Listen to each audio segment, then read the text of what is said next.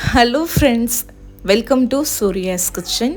இன்றைக்கி இந்த வீடியோவில் முட்டை, தயிர், மைதா இல்லாமல் கேரட் ரவை வச்சு வீட்டிலையே ரொம்ப ஈஸியாக ஒரு 20 நிமிஷத்தில் சூப்பராக நல்ல டேஸ்டியான கேரட் மலாய் கேக் எப்படி செய்கிறதுன்னு தாங்க பார்க்க போகிறோம்.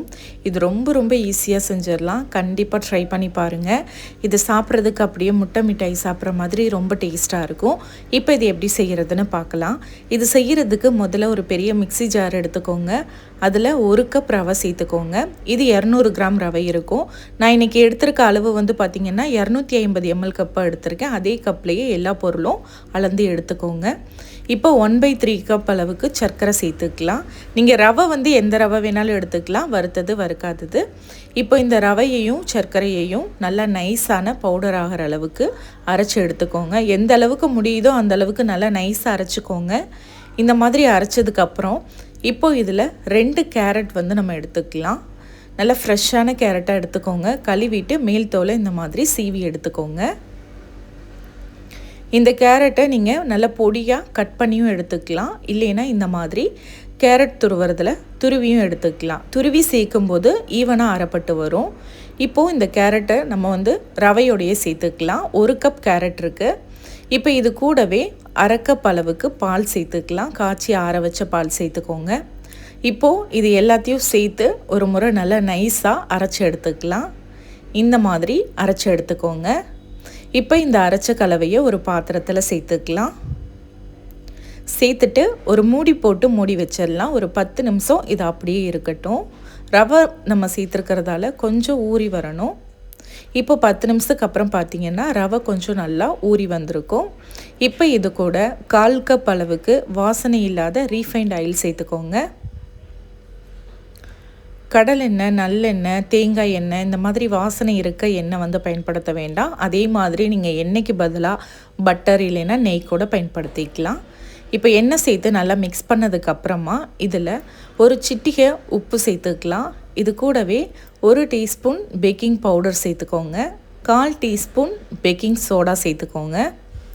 ஒருவேளை உங்ககிட்ட பேக்கிங் பவுடர், பேக்கிங் சோடா இல்லைன்னா நீங்கள் அதுக்கு பதிலாக ஈனோ பாக்கெட் வந்து ஒரு பாக்கெட் சேர்த்துக்கலாம். இப்போ இது கூட ஒரு 1/2 டீஸ்பூன் வெனிலா எசன்ஸ் வந்து சேர்த்துக்கலாம். வெனிலா எசன்ஸ் இல்லைன்னா நீங்கள் அதுக்கு பதிலாக ரவையும் சர்க்கரையும் நம்ம அரைச்சோம் இல்லையா, அப்போ வந்து 2 ஏலக்காய் சேர்த்து நீங்கள் அரைச்சிக்கலாம். இப்போது மாவோடைய கன்சிஸ்டன்சி பார்த்துக்கோங்க. இப்போ அடுத்ததாக இந்த மாதிரி நான் வந்து ஒரு பேன் எடுத்திருக்கேன் கேக் வேக வைக்கிறதுக்கு. 20 சென்டிமீட்டர் அல்லது 22 சென்டிமீட்டர் பேன் எடுத்துக்கோங்க. இதில் கொஞ்சமாக நெய் போட்டுட்டு எல்லா பக்கமும் பரவுற மாதிரி நல்லா அப்ளை பண்ணிக்கோங்க. அப்போ தான் கேக் வெந்ததுக்கப்புறம் ஒட்டாமல் எடுக்க வரும். இப்போ இதில் நம்ம ரெடி பண்ணி வச்சுருக்க கேக் மாவை சேர்த்துக்கலாம். சேர்த்துட்டு லைட்டாக இந்த மாதிரி பேனை வந்து தட்டி கொடுத்துக்கோங்க. இப்போ கேக் வேக வைக்கிறதுக்கு அடுப்பில் ஒரு தோசைக்கல்லை சூடு பண்ணிக்கோங்க. மீடியம் ஃப்ளேமில் ஒரு 5 நிமிஷம் சூடு பண்ணுங்கள். தோசைக்கல் சூடானதுக்கப்புறமா நம்ம ரெடி பண்ணி வச்சுருக்க பேன் வந்து தோசைக்கல்லுக்கு மேலே நடுவில் வச்சுக்கலாம்.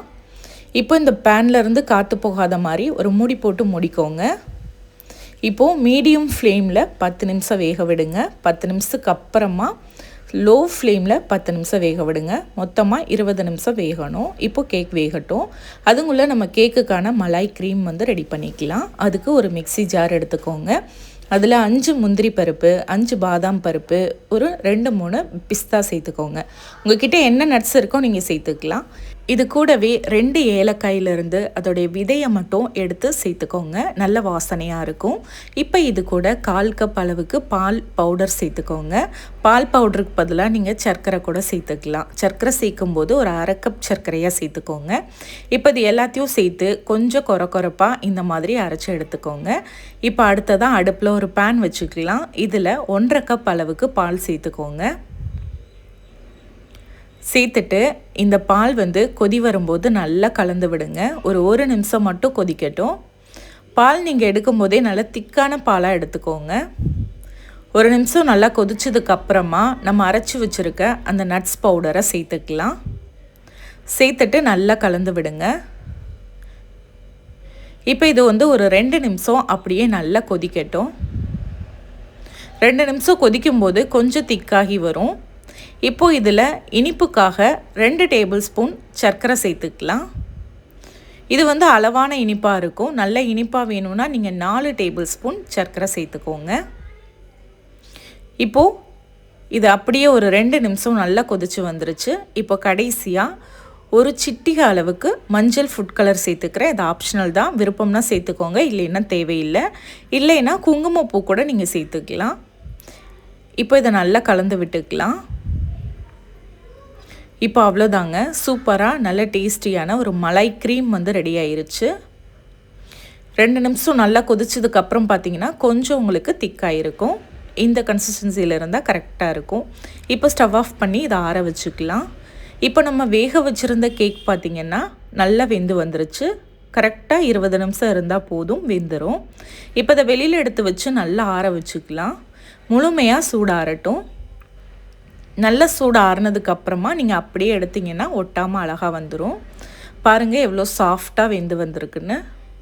இப்போ இந்த கேக்கை அப்படியே நம்ம அந்த பேன்லேயே வந்து வச்சுக்கலாம். வச்சுட்டு இப்போ இந்த கேக்கில் ஹோல்ஸ் போட்டுக்கலாம். அப்போ தான் நம்ம ஊற்றுற அந்த மலாய் க்ரீம் வந்து கேக்கில் நல்லா அப்சர்வ் ஆகும். நல்ல ஹோல்ஸ் போட்டுக்கோங்க. அதுக்கப்புறமா நம்ம ரெடி பண்ணி வச்சுருக்க அந்த க்ரீம் நல்லா ஆறுனதுக்கப்புறமா கேக்கில் எடுத்து சேர்த்துக்கோங்க. சேர்த்துட்டு 1லேருந்து 2 மணி நேரம் நீங்கள் அப்படியே விட்டுருங்க. அப்படியே விட்டுட்டு ஃப்ரிட்ஜில் வச்சிட்டிங்கன்னா அந்த மலாய் க்ரீம் வந்து கேக்கோடு நல்லா அப்சர்வ் ஆகி செட் ஆகிரும். அதுக்கப்புறமா நீங்கள் பொடியாக கட் பண்ண நட்ஸ் வந்து மேலே இந்த மாதிரி தூவிட்டு கட் பண்ணி பரிமாறலாம். இப்போ இதை வந்து உங்களுக்கு விருப்பமான ஷேப்பில் கட் பண்ணிவிட்டு நீங்கள் சர்வ் பண்ணலாம். ரொம்ப ரொம்ப டேஸ்ட்டாக இருக்குங்க. க்ரீம் நல்லா ஊறினதுக்கப்புறமா சர்வ் பண்ணுங்கள். இப்போ அவ்வளோதான், சூப்பராக நல்ல டேஸ்டியான கேரட் மலாய் கேக் வந்து ரெடி ஆயிருச்சு. கண்டிப்பாக இதே மாதிரி அளவுகளில் இதே மாதிரி நீங்கள் செஞ்சு பாருங்கள். ரொம்ப ரொம்ப டேஸ்ட்டாக இருக்கும். ட்ரை பண்ணி பார்த்துட்டு எப்படி வந்ததுன்னு மறக்காமல் கமெண்ட்டில் சொல்லுங்கள். இந்த கேரட் மலாய் கேக் உங்களுக்கு பிடிச்சிருந்தா லைக் பண்ணி ஷேர் பண்ணி சப்ஸ்கிரைப் பண்ணிக்கோங்க. இப்போ தான் ஃபஸ்ட் டைம் நம்ம வீடியோ பார்க்குறீங்கன்னா மறக்காமல் சேனலை சப்ஸ்கிரைப் பண்ணி வச்சுக்கோங்க. இதே மாதிரி நாளைக்கு ஒரு சூப்பரான ரெசிபியோடு நான் உங்களை மீட் பண்ணுறேன். Thank you for watching.